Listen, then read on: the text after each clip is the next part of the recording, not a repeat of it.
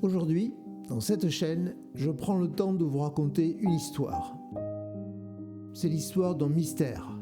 C'est le mystère des branches cassées de nos cerisiers.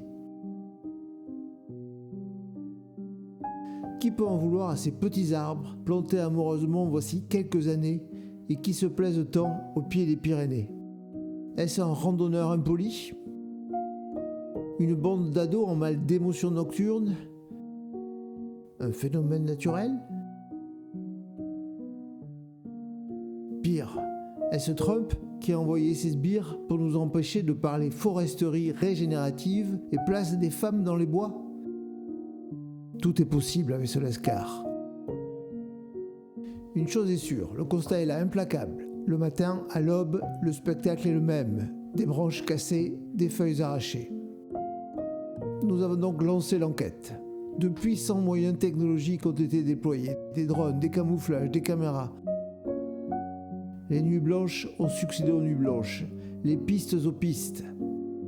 Heureusement, celle de l'envahisseur humain a pu être rapidement abandonnée. Ils étaient bien là, mais on les connaissait très bien ces gloutons et ils ne cassaient jamais aucune branche.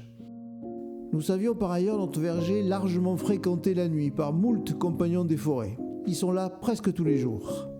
Mais les uns sont trop petits et espèrent le coup de main des oiseaux pour faire tomber quelques fruits rouges. Les autres préfèrent souvent les écorces ou se limitent à quelques cerises à proximité de leurs dents. Les plus gros oiseaux, corneilles et palombes, sont de gros gourmands, mais bien trop légers pour casser quoi que ce soit.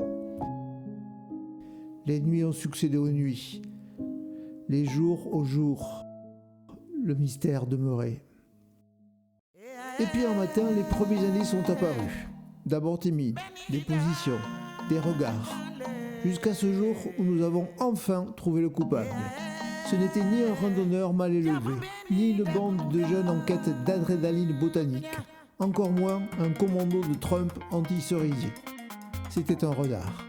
Ou plutôt sans doute des renards. Joueurs curieux, espiègles, et visiblement très amateurs d'acrobatie nocturne dans les cerisiers. On les croyait furtifs, maîtres des sous-bois, on les découvre sauteurs et très gourmands. Nous sommes rassurés, nos cerisiers vont continuer de grandir, même un peu décoiffés, compagnons vaillants d'un verger partagé avec les poilus de la nuit. Je vous souhaite une très bonne journée, on se retrouve très vite pour des vidéos plus sérieuses.